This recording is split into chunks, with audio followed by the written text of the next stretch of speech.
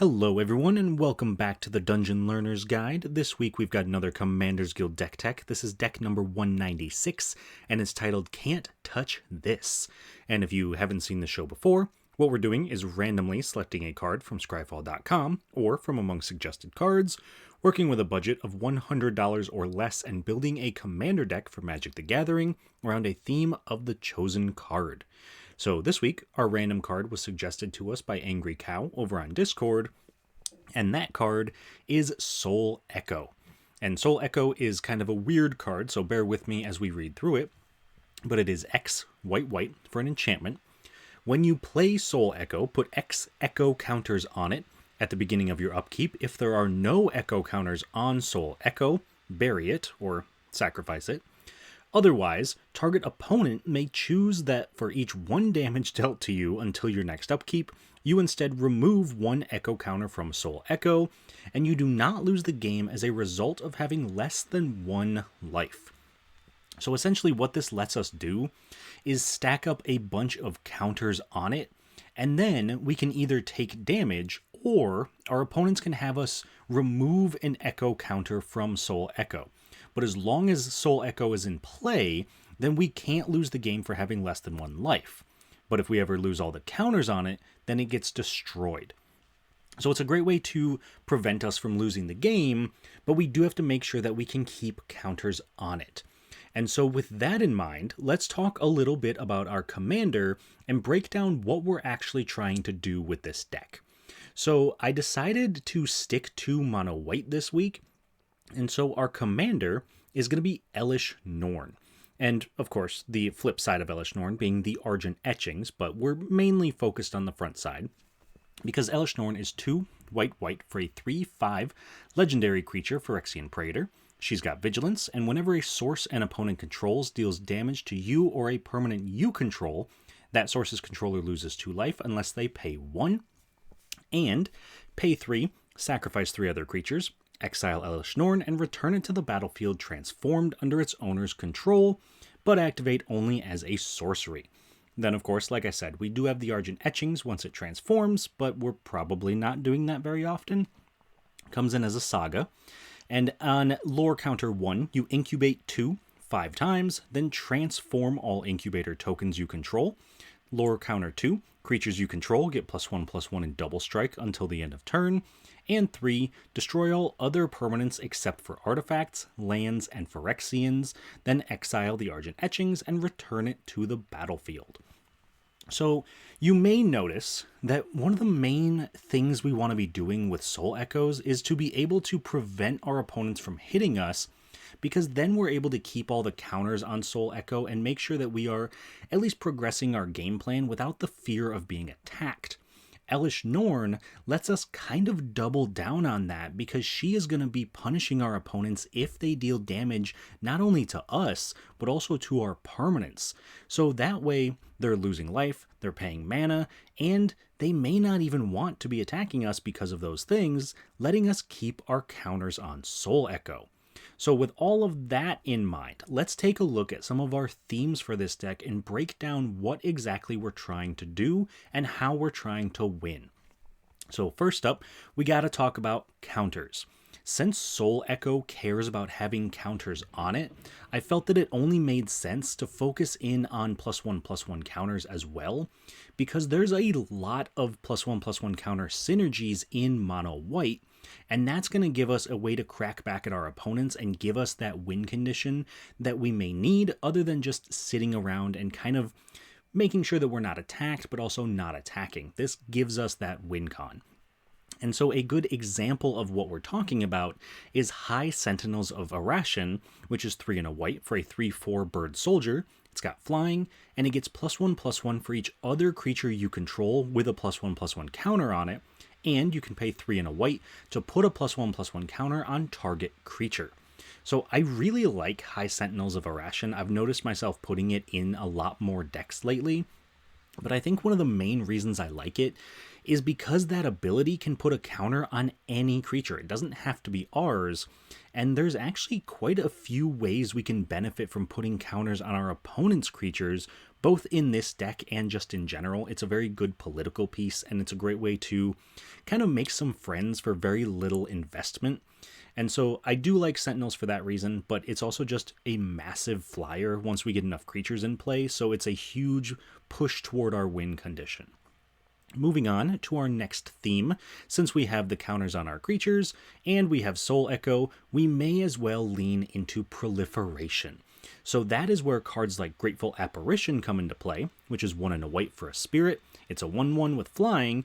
Whenever it deals combat damage to a player or planeswalker, proliferate. And by proliferating, we are choosing any number of permanents and or players that have counters and giving them another counter of a kind they already have. So that can include the counters on Soul Echo, and it can include the +1/+1 counters that we're putting on our creatures as well. So this puts us in a position where our opponents don't really want to attack us, maybe because of Elesh Norn doing damage to them. Or maybe they can't attack us because we have giant creatures like the High Sentinels, and we keep ticking up the counters on Soul Echo, so even if they do decide to attack us, it may not actually matter because we might have so many counters on Soul Echo that we wouldn't lose the game anyway. So that is kind of the main bulk of what this deck is trying to do. And then to round everything off, we do have a third theme, which is prison effects. If we are preventing our opponents from attacking us, we may as well go all in on effects that don't want our opponents to attack us. A great example of that, and honestly one of the best cards for this in general, is Ghostly Prison, which is 2 and a white for an enchantment. Creatures can't attack you unless their controller pays 2 for each creature they control that is attacking you. So say we stack up a bunch of these effects. Say we have Elesh Norn, we have Soul Echo, and we have Ghostly Prison in play. Our opponents now have to pay 2 mana just to attack us. Once they hit us, we might just remove counters from Soul Echo instead of actually doing damage to us, or we might go below 0 life and still not lose the game because of Soul Echoes. And once our opponents hits us, they either have to pay 1 more mana because of Elesh Norn, or pay 2 life, making it actively a negative thing to attack us because they've paid possibly 3 mana, possibly 2 mana and 2 life, and still didn't really make an impact on our life or our board state. And that is the main game plan. We want to sit there, let our opponents feel like they cannot attack us, put our opponents in a position where there's no way they're going to be able to win through combat damage, and then use our giant +1/+1 counter creatures to smack back and just kind of take control of the game when our opponents can't do much to stop it. So I won't say that this is a full-on mono-white prison deck, despite the fact that we have Ghostly Prison, but it is pretty darn close. There's not really any stacks pieces. Everything we're doing is giving our opponents a choice. We are not preventing them from playing their game plan, as long as their game plan is not to attack us specifically. So with all of that out of the way, let's move on to some of our key cards and talk about what our main value pieces and win conditions are in this deck. So first up, I want to highlight Nil's Discipline Enforcer, and I want to highlight this card mainly because every time I play it, I am very impressed with it. Every single time it seems to come up in a game, it puts in more and more work, and I think that in this deck, it is actually perfect for what we're trying to do. So Nils is 2 and a white for a 2/2 legendary creature human cleric. At the beginning of your end step, for each player, put a +1/+1 counter on up to 1 target creature that player controls, and each creature with 1 or more counters on it can't attack you or planeswalkers you control unless its controller pays X, where X is the number of counters on that creature. So this essentially puts at least 1 counter on everything, assuming it survives to our end step the turn that we play it, puts probably a counter on itself, maybe another creature we have, letting us bolster our own team, while also putting counters on our opponent's things and making it harder for them to attack us because now they have to pay for those counters. This does 2 major things in our deck. 1, it prevents our opponents from attacking us because there will be times when they just cannot pay for it, especially if Nils sticks out on the battlefield and puts, 3, 4, 5 counters on their creatures. They're probably not paying 4 or 5 mana to attack us. And if they're not attacking us, but they have these massive creatures, there is a good chance they attack each other, because that's kind of how Commander is meant to function. They're meant to attack each other, and there's a good chance that people are just kind of stuck in that position where they don't want to let their giant creatures go to waste. They want to get the damage in on somebody, and since they can't get it in on us, they may as well attack our opponents, their opponents, and kind of do our dirty work for us, leaving us to clean up any of the mess once we get to that point. So I do think Nils is very powerful, very impressive, and like I said, every time I see this card, it just seems to be getting better. Moving on, though, from Nils to our next key card. This one is going to be Sky Boon Evangelist. So in a similar vein to Nils, this also kind of promotes our opponents to attacking each other. Sky Boon Evangelist is 4 and a white for a 3/3 flying bird advisor. When it enters the battlefield, support 6. Once again, similar to Nils, I want to point out that support 6 does not have to be our creatures. We can put a +1/+1 counter on 6 other target creatures. Those can be our opponents. And the reason that that's important is because whenever a creature with a counter on it attacks one of your opponents, that creature gains flying until the end of turn. Being able to put ourselves in a position where all of our creatures are evasive threats, getting counters and attacking in the air, is great, but also being able to put counters on our opponent's things and then put them in a situation where they may have to pay mana to attack us, they may have to lose life to attack us, and they'd be attacking us on the ground so we can block it, or they can attack our opponents, not pay life, not pay mana, and give their creatures flying so they probably get through for damage, means once again, we can kind of just coerce the rest of the table into doing some of our dirty work for us, and then letting us, with our flying creatures now because of the Sky Boon, clean up any of the mess that's left behind. So that kind of adds a little bit of politics to the deck, so that is something to be aware of as you go into it, but I think it's a fun level of politics that the table can at least interact with. And then finally, moving into our last key card, this one is going to be Norn's Decree. And Norn's Decree is another card that I have found myself trying to put in almost every white deck I make at this point. It is 2 and a white for an enchantment. Whenever one or more creatures an opponent controls deals combat damage to you, that opponent gets a poison counter. Then, whenever a player attacks, if one or more players being attacked are poisoned, the attacking player draws a card. So this, again, puts us in a position where our opponents don't really want to attack us, mainly because they don't want to get that poison counter, especially if they've seen a lot of our proliferate effects in the deck. This is kind of our number 2 backup win condition, because if we can't get through for combat, we can try to make sure that everybody at the table gets a poison counter and then just proliferate them up to 10, knock them out that way. But once it gives a player a poison counter, it now rewards our opponents, once again, for attacking each other. You can kind of see the theme with our key cards. Convincing our opponents to attack each other and not us is one of the easiest ways for us to win the game. Because if you can draw a card by attacking a poisoned player, and there's no way for us to get poisoned, unless of course someone else at the table has a way to poison us, then it only benefits you to attack someone else at the table. You attack, say, the other person to your left instead of us, and then all of a sudden you get to draw a card. That's helping us because you're not hitting us, that's helping you because you get to draw a card, and, well, not helping your opponents because they got smacked in the face and were probably proliferating their poison counters. But beyond that, it's helping us. And that's the most important part when it comes to this deck, because it really wouldn't be a mono-white prison deck without, well, some prison effects. So those are all of our key cards for this week. And the next thing I want to do is take a look at some cool interactions. These are cards that synergize well together, can be value engines together, or in some cases are just kind of fun cards that I want to make sure I talk about. So the first pair of cards I want to highlight is going to be Crescendo of War and Blazing Archon. So one of the big things that we want to be doing with this deck, as I've mentioned multiple times, is preventing our opponents from attacking us, but we do still need to make sure we can win the game, and that's where Crescendo of War comes in, because it's 3 and a white for an enchantment. At the beginning of each upkeep, not just ours, but every player's upkeep, put a strife counter on Crescendo of War. Attacking creatures get +1/+0 for each strife counter on Crescendo of War, and blocking creatures you control get +1/+0 for each strife counter on Crescendo of War. So this is a great way to make sure that our opponents are attacking, but also preferring that they attack other people, because if they attack someone else, their blocking creatures are not going to get bigger. Our blocking creatures will be getting bigger.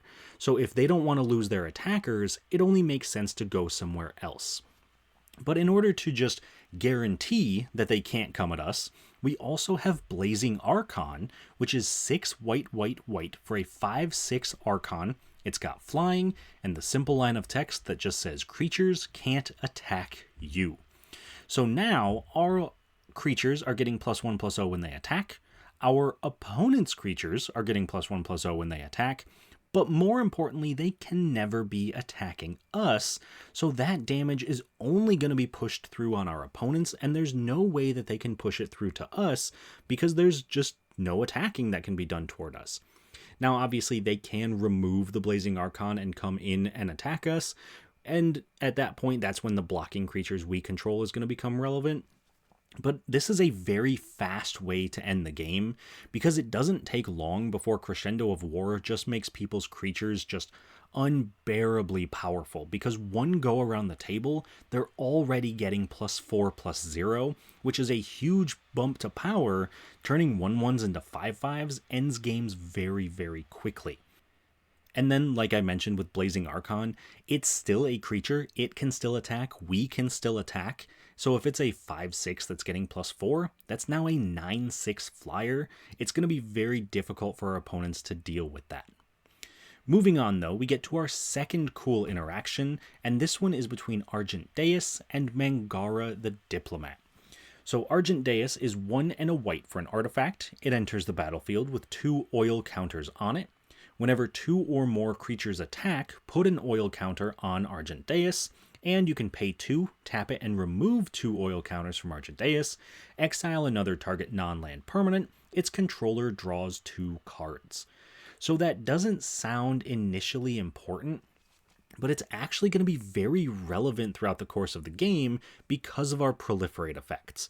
Being able to proliferate the oil counters means that we are going to have a consistent removal spell that is on board ready to go at any moment for only 2 mana.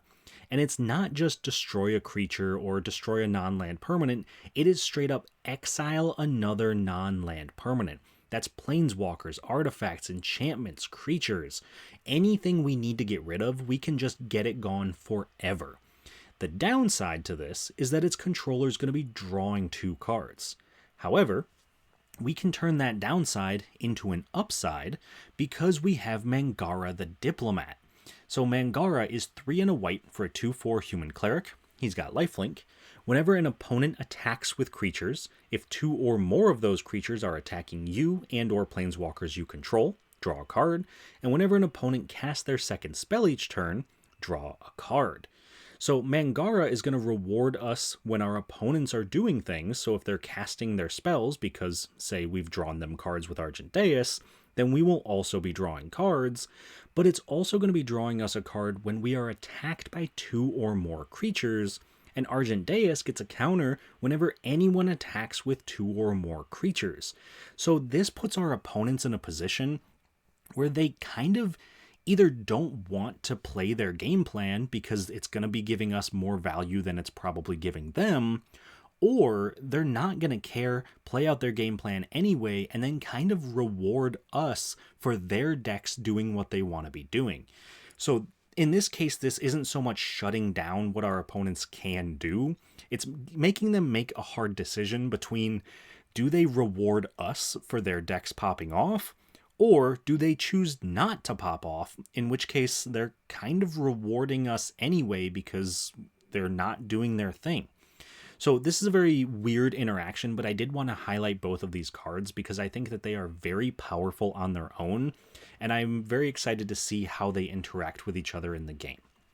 But with that being said, we're going to move on to the budget portion of this deck and talk about how close we got to our budget limit of $100, and this week we came in at $72.32, with our most expensive card in the deck being Glistening Sphere at $6.17.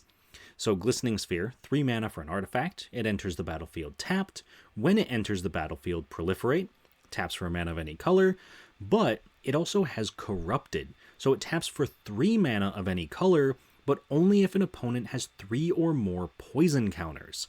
We don't have a ton of ways to give poison counters. We've already talked about one of the ways, but because we have so much proliferate, this is just kind of a 3 mana rock that proliferates, and if we get to the point where someone does have 3 or more poison counters, then it becomes a massively powerful mana rock. 3 mana out of a 3 mana rock is very, very effective. Now, with that being said, it is a very expensive mana rock, so if you don't expect it to be more than just 1 mana every single turn, you may be better off playing a bunch of other 3 mana rocks that are much cheaper if you need to trim down on the price, so that is something to be aware of. On the other hand, if you're looking for a card to put into the deck that is a little bit outside of our budget range, I do have a suggestion for you there as well, because in this case, Sword of Truth and Justice is very much outside of our budget range at $32.65, but it is perfect for what this deck is trying to do, because it is 3 mana for an artifact equipment. Equipped creature gets +2/+2 and has protection from white and from blue.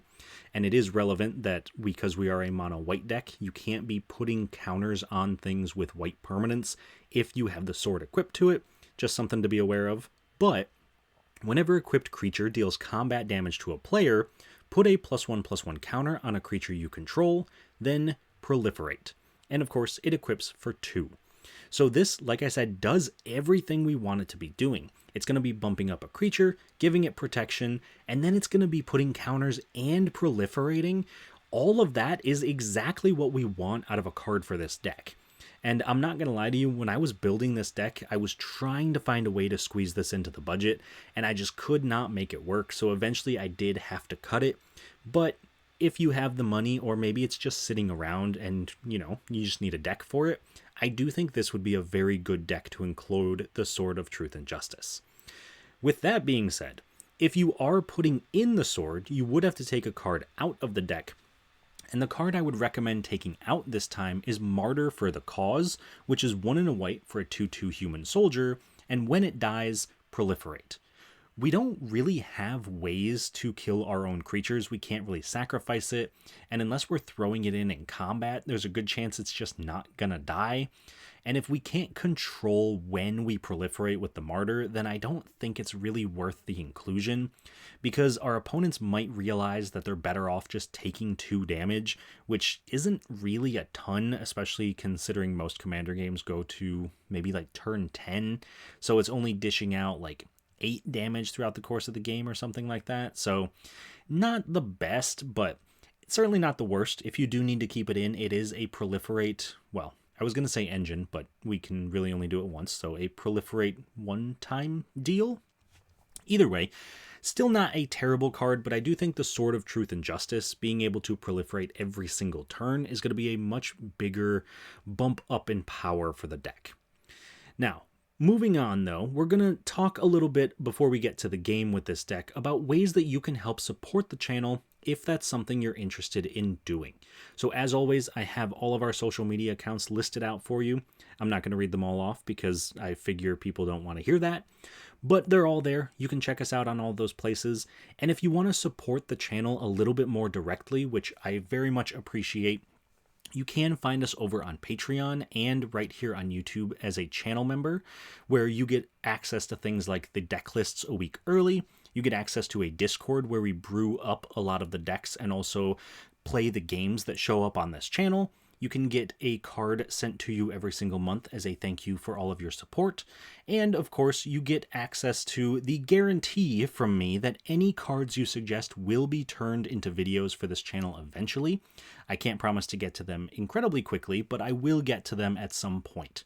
So as always, a huge shout out to our current patrons and channel members. So a thank you goes out to William Swiftfoot, Doodle, Eric Way, Jeff Winger, Jeffrey Boos, Salty and Sunshine, Tyler Esme, Sven van Nimwegen, Paddywhack, Keegan Tawney, and Jakar.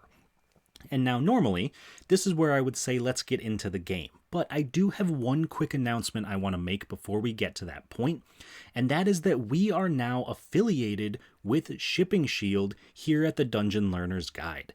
So if you've never used a Shipping Shield before, they're great ways to ship cards. I've used them in the past. I'm probably going to be using them more in the future, considering we have these amazing discount codes.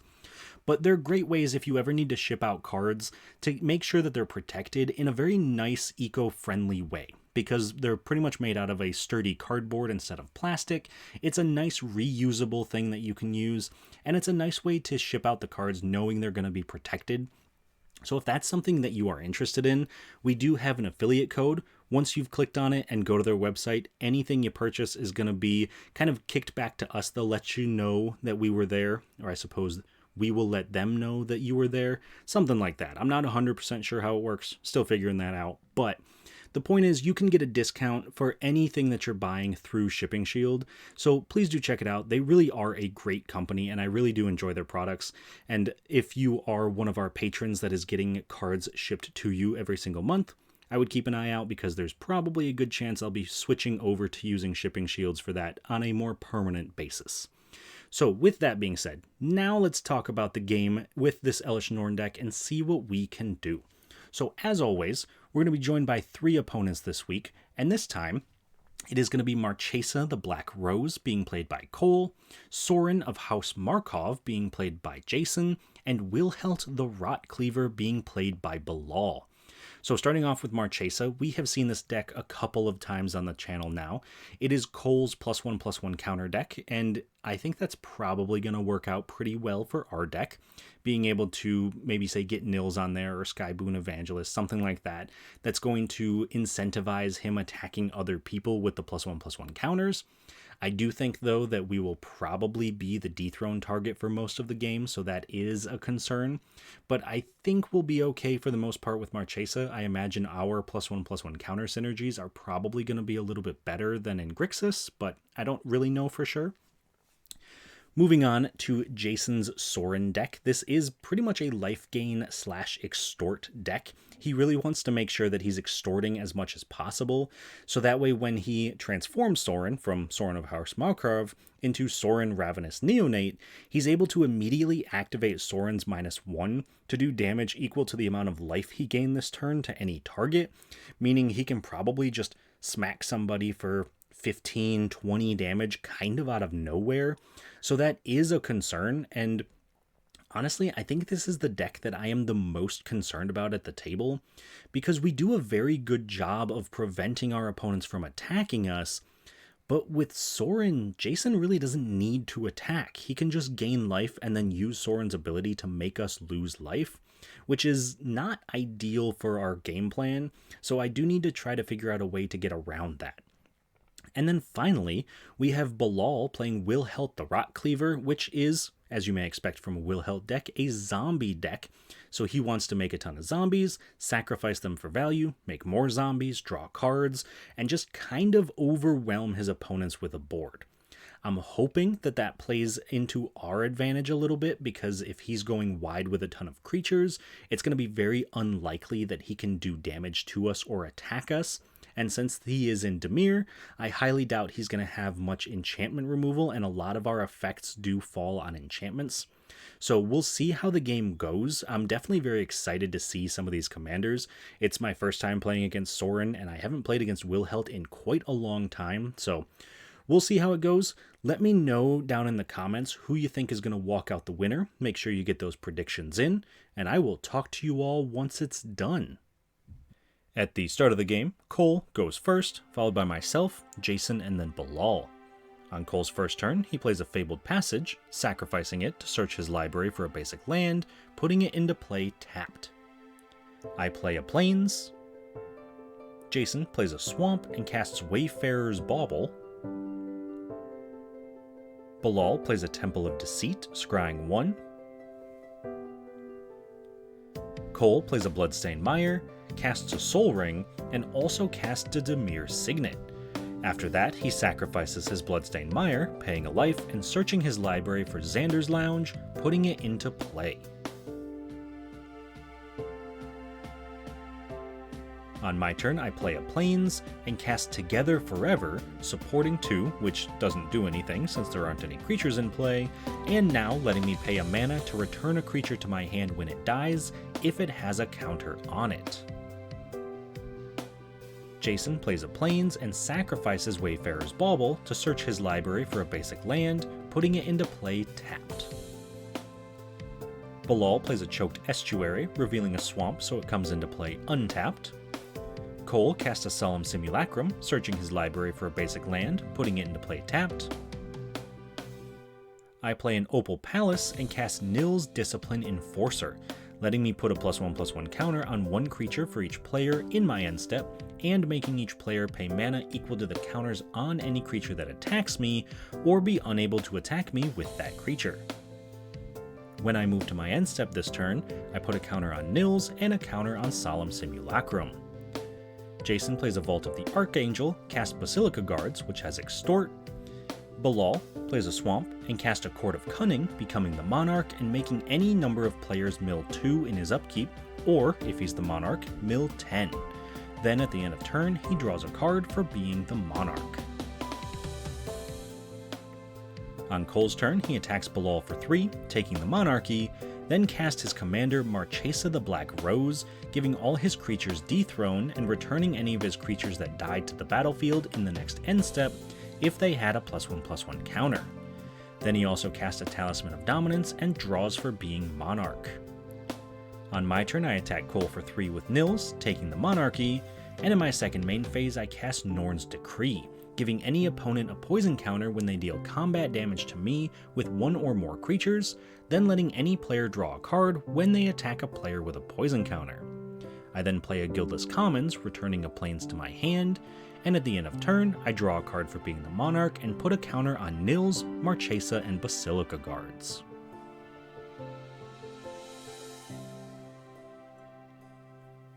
Jason cast his commander, Sorin of House Markov, which has Extort and transforms at the beginning of his post-combat main phase if he's gained 3 or more life this turn, and he extorts it on cast, making each opponent lose a life while he gains life equal to the life lost this way, which is 3. He then plays a Bojuka Bog, exiling Cole's graveyard, and after combat, since he's gained 3 or more life this turn, his commander transforms into Sorin Ravenous Neonate, which also has Extort. He then activates Sorin's +2 ability, making a food token. In Bilal's upkeep, he has each of his opponents mill 2 cards, then plays a Tainted Isle and casts an Undead Augur, letting him draw a card and lose a life whenever a zombie dies under his control.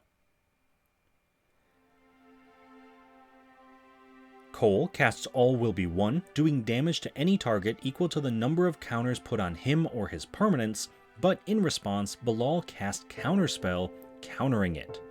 He then attacks Jason with Solemn Simulacrum, putting a +1/+1 counter on it, but it's blocked by Jason's guards, with both creatures surviving the exchange. In his second main phase, Cole casts an Emperor of Bones. On my turn, I play a Plains, cast an Arcane Signet, and then cast my commander, Elesh Norn, making each opponent lose 2 life when they deal damage to me or my permanents unless they pay 1. At the end of turn, I draw a card for being the Monarch and put a +1/+1 counter on Elesh Norn, Emperor of Bones, Basilica Guards, and Undead Augur. Jason plays a Plains and casts Karlov of the Ghost Council, which gets 2 +1/+1 counters whenever he gains life, and lets him pay 2 mana to remove 6 counters from it and exile target creature. Then he casts a Vizkopa Guildmage and extorts when he casts it, making each opponent lose a life while he gains 3, putting 2 counters on Karlov. After that, he activates Soren's +2 ability, making another food token. In Bilal's upkeep, each of his opponents mills 2 cards, then he plays an island and casts Diregraph Captain, giving his other zombies +1/+1 and making target opponent lose a life when a zombie he controls dies. Cole casts a Tezzeret's Gambit, drawing 2 cards and proliferating, then plays a mountain, and when he moves to combat, Emperor of Bones triggers, letting him exile Satoru the Infiltrator from his graveyard. Then he attacks Jason with all of his creatures, putting a counter on each of them for Dethrone, triggering the Emperor of Bones, and putting Satoru into play with a Finality counter, now letting him draw a card when a creature enters under his control without being cast, which does draw him a card now. After that, Jason blocks 5 damage with his guards and takes 14. In his second main phase, Cole casts Mind Stone, and at the end of turn, he's forced to sacrifice Satoru. On my turn, I play a Scavenger Grounds and cast High Sentinels of Arashen, which can be activated for 4 mana to put a +1/+1 counter on target creature, and it gets +1/+1 for each other creature I control that has a +1/+1 counter on it. I then attack Cole for 5 with Elesh Norn, and in my end step, I draw for being the Monarch, and put a +1/+1 counter on the Sentinels, the Vizkopa Guildmage, Diregraph Captain, and Marchesa. Jason activates Soren's -6 ability, gaining control of target creature, specifically Marchesa, making her a vampire in addition to her other types and putting a lifelink counter on her. He then casts Orzhov's Signet, extorting so each of his opponents lose a life while he gains 3, and puts 2 counters on Karlov. In response, Bilal casts Limdul's Vault, looking at the top 5 cards of his library and, as many times as he wants, being able to pay a life to put those cards at the bottom of his library, then looking at the next 5. This ends with Bilal paying 4 life to do it 4 times. After that, Jason casts Elenda's Hierophant, which gets a +1/+1 counter whenever he gains life, and creates a number of 1/1 vampire tokens when it dies, equal to its power. He extorts that as well, making each opponent lose a life, gaining 3 life, and putting 2 more counters on Karlov. Jason then attacks Bilal for 8 with Karlov, but he blocks with the Undead Augur, killing it and letting Bilal draw a card and lose a life, while Jason also loses a life. In Bilal's upkeep, each of his opponents mills 2, then he casts Memory Deluge, looking at the top 4 cards of his library, putting 2 into his hand and the rest on the bottom. He also plays an island and casts Ponder, looking at the top 3 cards of his library, putting them back in any order, shuffling, then drawing a card. Cole plays a Watery Grave untapped, paying 2 life, and casts Uncivil Unrest, giving his non-token creatures Riot and doubling the damage that would be done by his creatures with +1/+1 counters.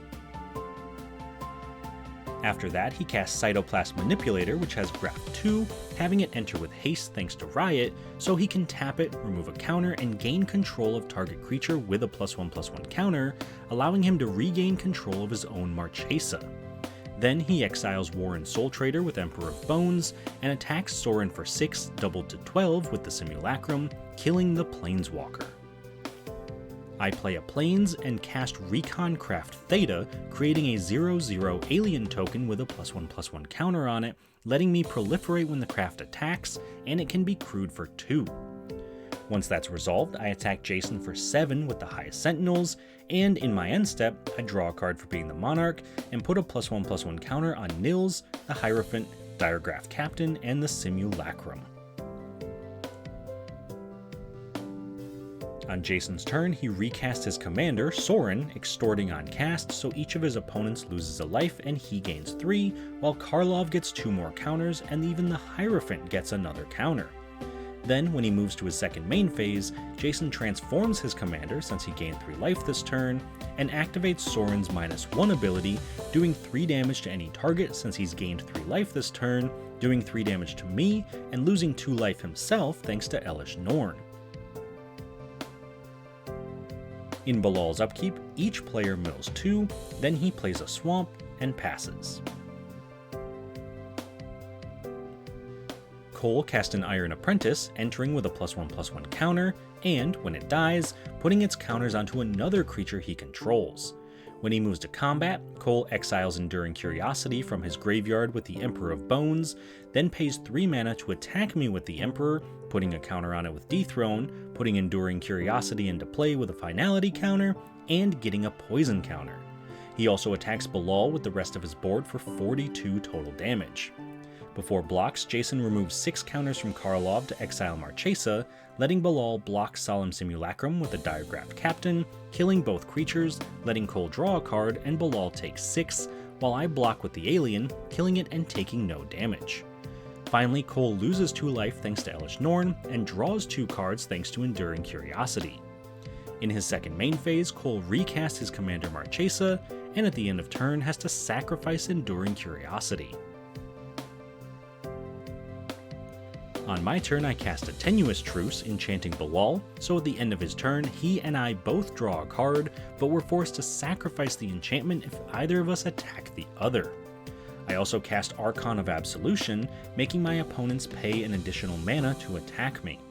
Then I tap the Archon to crew Recon Craft Theta, turning it into a 4/4 creature, using it to attack Sorin, while I also attack Cole with Elesh Norn and the Sentinels, proliferating. Jason blocks with his Hierophant, killing it and losing 2 life, but saving his commander while Cole takes 12. Finally, at the end of turn, I draw for being the Monarch, and put a counter on the Archon, Jason's Guildmage, and Marchesa.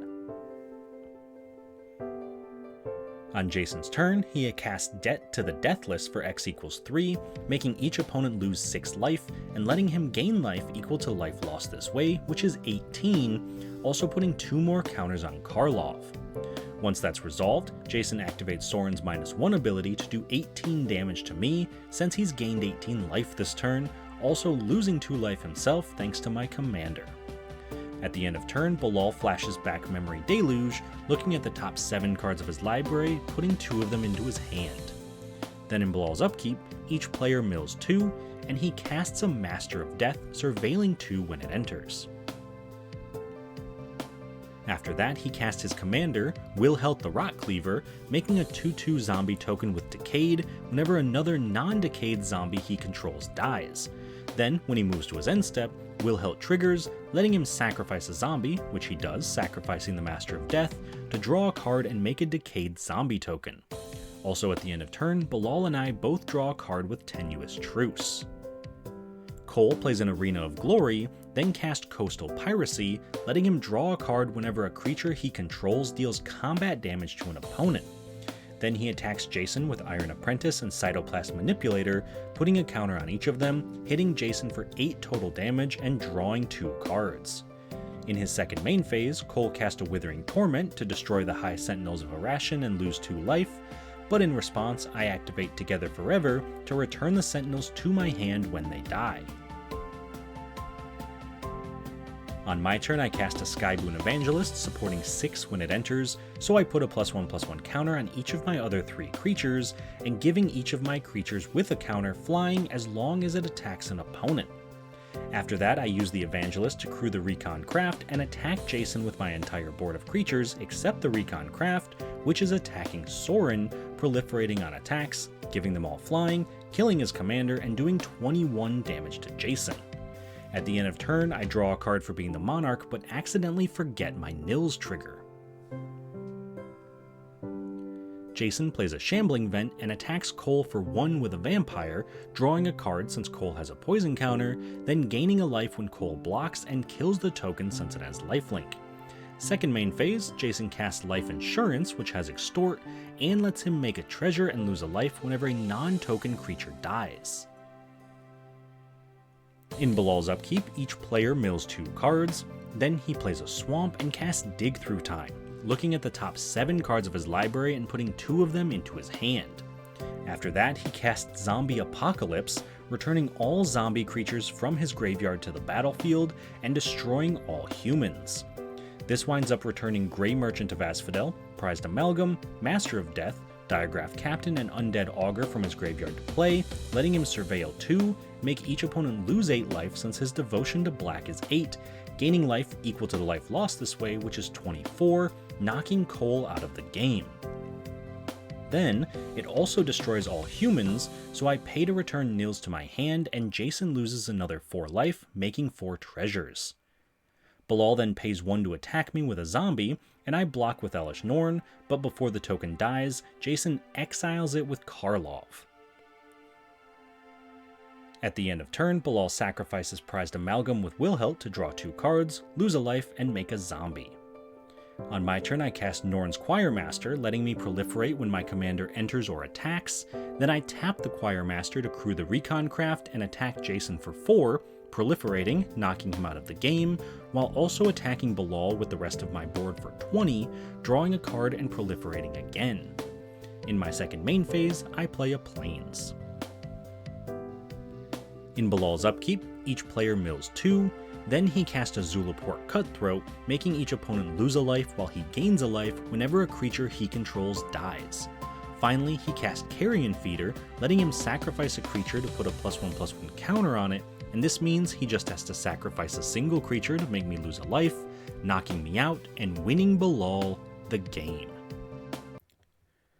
Alright, so that was a sweet game. Definitely a lot going on, but we were so close to being able to pull out the victory at the end, and then just kind of had it snatched away. So a little bit unfortunate that we got unlucky enough to be placed against Sorin for this pod, a deck that didn't really care what we were doing and was just going to burn us out either way. And so I think that led to us focusing down Jason quite a bit throughout the game, Jason focusing down us, and then Cole kind of just attacking whoever he wanted and getting those dethrone triggers and doing his thing. And then it kind of allowed Bilal to sneakily build up a board and just kind of do his thing. I will say, when we were playing the game, I didn't notice quite how much Bilal had been able to dig through his deck to find the things that he needed. And once I started editing the video and looking back at the game, I realized he dug very deep into his deck to find the cards that he needed, and kind of was just biding his time until all of his opponents were at a low enough life total for it to matter. So kind of a masterful play by Bilal there, very impressive. I think he showcased just how important it is in Commander to play the table at any given moment. So very nice win from Bilal. Otherwise, I think everyone's deck did well. I think our deck did incredibly well. We pretty much held the Monarchy the entire game once it was introduced. I don't think, lost it even a single time, which is very impressive, all things considered. So we did manage to make our main goal work. We were not attacked, we weren't really dealt damage, and if it weren't for Sorin, I genuinely think we could have easily won that game in the end. So very cool overall. Let me know what you guys think down in the comments. Let me know if there's any cards you think we should add to the deck, or maybe cards we should take out that don't quite fit it. And of course, as always, if there's any cards you want to see me build around in the future, please do let me know those as well. I always love to hear suggestions, and I love building the decks. So with all of that being said, thank you so much for watching. Please don't forget to like the video and subscribe to the channel, and I will see you all on the other side of the Dungeon Learner's Guide.